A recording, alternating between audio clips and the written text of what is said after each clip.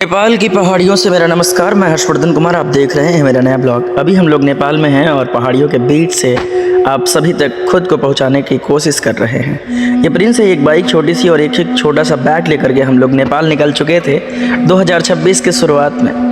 ऐसा कहा जाता है कि भ्रमण से ही भ्रम दूर होता है और तमाम तरह की स्ट्रेस ज़िंदगी से भागती हैं भ्रमण करने से। ये पहाड़ों के किनारों पर छोटी छोटी सजी दुकानें इतनी खूबसूरत लग रही थीं मानो हम एक दूसरी दुनिया में ही जी रहे हैं। ये पहाड़ों पर बसे घर और उनसे आ रही लाइटें, जगमगाता शहर तानसेन बाजार के नाम से जाना जाता है। हम लोग अब पाल्पा के पीक पर पहुंच चुके थे और ये दरबार है जहां पर बहुत सारे ऐसे पुराने हथियार या तमाम चीज़ें रखी गई हैं जिन्हें नेपाल के किसी आंदोलन में प्रयोग किया गया था। ये हमारा होटल था, थोड़ा सस्ता होटल लिया था हमने, और यकीन मानिए कि पैसों से यात्राएं नहीं होती हैं। और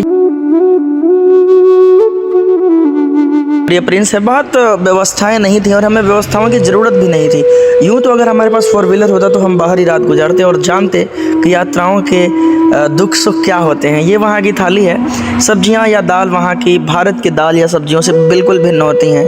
थोड़ी कम चटक, कम नमक वाली, कम मसालेदार, हल्का या बॉयल्ड खाना खाते हैं। ये नेपाल में उस होटल से जब मैं सुबह उठा तो वहाँ के बालकनी से ये सीन देख करके मैं दंग रह गया। यूँ इस तरह के सीन और जिसे मैं सदा ही फिल्मों में देखा करता था उसे आज देख पा रहा था। ये खिड़की से ये दृश्य देखिए, पहाड़ बादलों से आच्छादित है और पीछे से सूरज अपनी लालिमा बिखेर रहा है। बचपन में चित्रकला में पहाड़ों के बीच से उगता हुआ सूरज का दृश्य बनाते कभी सोचा न था कि इस तरह के दृश्य को आत्मसात कर पाऊंगा। हालांकि ये दृश्य वाकई मनमोहक है। देखिए, हम लोग इतनी ऊंचाई पर हैं कि बादल भी हमसे नीचे हैं और पहाड़ों के बीच में यूँ लग रहा है कि उलझ से गए हैं। ये हमारे छोटे से होटल, सस्ता होटल बोल सकते हैं इसको, छत पे गए और वहाँ की कुछ चीज़ें मैं बता दूँ। होटल में वहाँ जैसे दारू शराब वगैरह एकदम यूँ तेल की बोतलों की तरह बिकता है। वहाँ हम एक नेपाली से कुछ सामान खरीद रहे थे। ये नेपाली नोट था, नोट नीचे गिर गया तो मैं सम्मान में नोट को प्रणाम किया तो उस नेपाली ने भी प्रणाम किया। सुबह के नाश्ते में हम लोगों ने एक छोटा समोसा और एक इमरती खाई थी।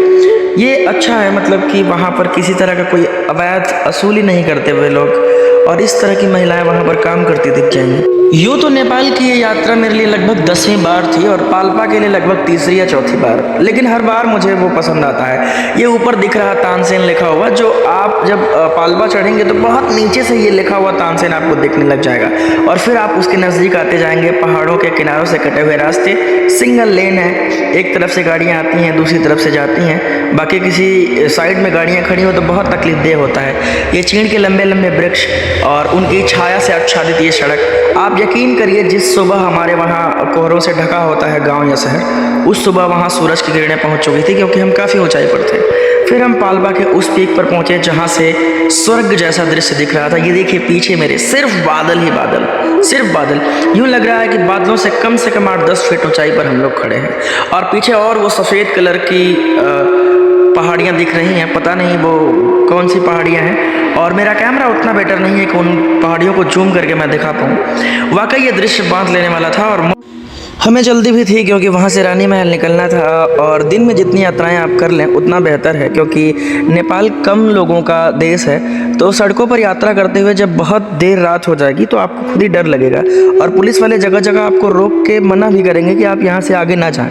ऐसा कल ही रात हुआ था जब तानसेन मार्केट में घूमते हुए हम पहाड़ की ऊंचाइयों पर होटल लेने के बारे में सोच रहे थे तो एक पुलिस वाले ने रोका था और कहा था कि इतनी रात आपका ऊपर जाना ठीक नहीं है। पहाड़ों पर चलते हुए ये लड़खड़ाते पैर किसी नशीले पदार्थ के सेवन के कारण नहीं है, बल्कि ये यात्रा का नशा है। इन घुमावदार सड़कों पर घूमती ये बाइक आपको दिखा रही है कि कितने कम लोग हैं इन सड़कों पर। शायद ये भी हो सकता है कि हम लोग उस यात्रा पर लेट पहुंचे थे और हम लोगों का पूरा प्लान भी था कि हम लेट ही जाएंगे क्योंकि 1 जनवरी पर पूरा नेपाल भारतीय लोगों से भरा होता है। रास्तों पर घूमते हुए ये एहसास हुआ और सच में किसी ने लिखा है कि मंजिल से ज़्यादा मज़ा सफ़र का है और ये बात सत्य होती प्रतीत हो रही थी। ये पीले रंग की बस वहाँ के स्कूल की है और देखिए कहीं कहीं सड़कें गीली हैं तो ऐसा लगता है कि बादल यहाँ से ज़रूर गुजरे हैं। और हम लोग पाल्पा की पहाड़ियों से उतर रहे हैं क्योंकि रानी महल काफ़ी नीचे स्थित है।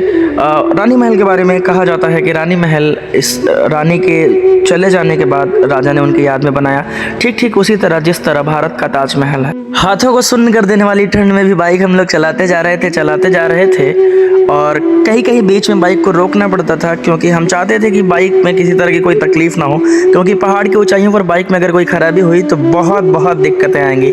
यहाँ मैं पहाड़ से कूदा नहीं हूँ, थोड़ा नीचे एक और छोटा पहाड़ी था या यूँ कहें कि ठहराव था, वहाँ उतरा हूँ।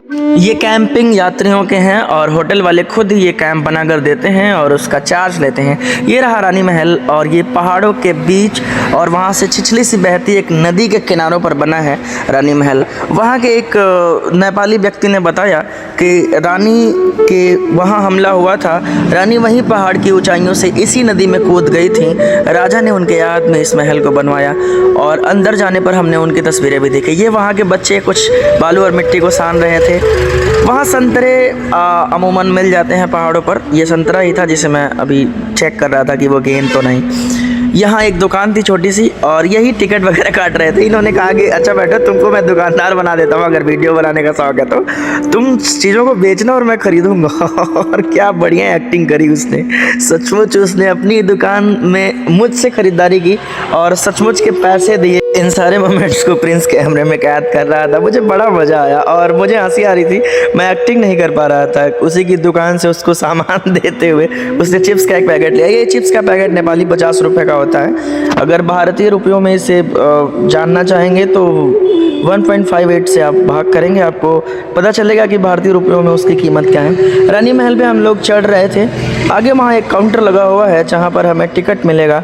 भारतीय लोगों के लिए नेपाली 80 रुपये और नेपाली लोगों के लिए नेपाली 50 रुपये मात्र। मैंने उससे पूछा कि ये भेदभाव क्यों, तो उसने समझाया।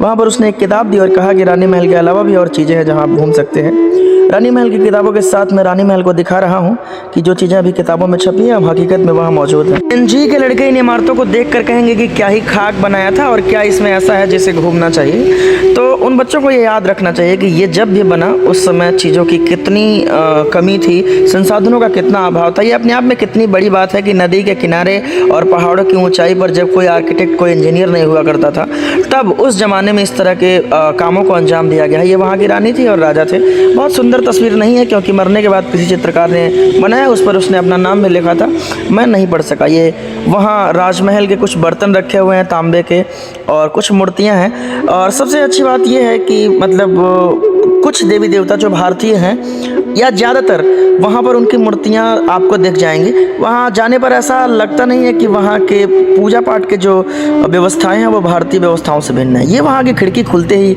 ये रानी महल के बाहर का नज़ारा कितना खूबसूरत है। रानी जब खिड़कियों को खोलती होंगी, हालांकि रानी के मरने के बाद ये बना है, सॉरी, जो भी इस खिड़कियों को खोलता होगा वो कितना खूबसूरत दृश्य देखता होगा। सुबह उठते ही कोई भी स्ट्रेस हो, स्ट्रेस से फ्री हो जाता होगा।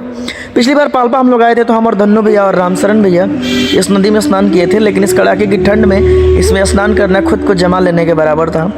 वहाँ राफ्टिंग के लिए नाव वगैरह थी और प्रिंस का खूब मन था कि हम जाएं, लेकिन मुझे ठंडे पानी से डर लग रहा था कि पानी ऊपर उछलेगा तो परेशानियां होंगी।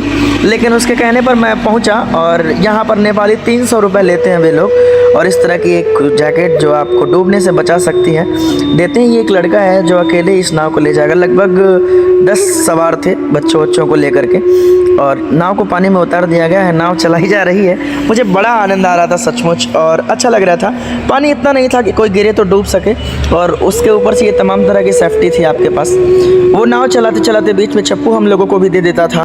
यात्रियों को खुश रखने के भरपूर कोशिश में लगा हुआ था और अच्छा था। मतलब उसके बाद व्यवहार से ऐसा लग रहा था कि वो चाहता है कि लोग एंजॉय करें। उसे कोई विलम्ब नहीं हो रहा था।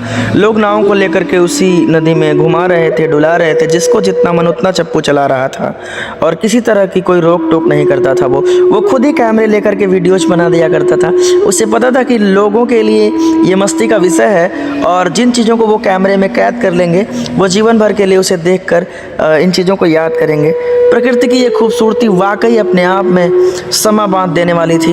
दूर से आती ये गाड़ी आपको दिखाई दे रही है और आपको बता दूं कि ये गाड़ी हम लोगों को लेने आ रही है, क्योंकि नदी की विपरीत धारा में नाव को नहीं चलाया जा सकता, इसलिए सही दिशा में चलते हुए हम लोग काफ़ी दूरी पर पहुंच गए थे, जहां से हम लोगों का पैदल जाना अच्छा नहीं था।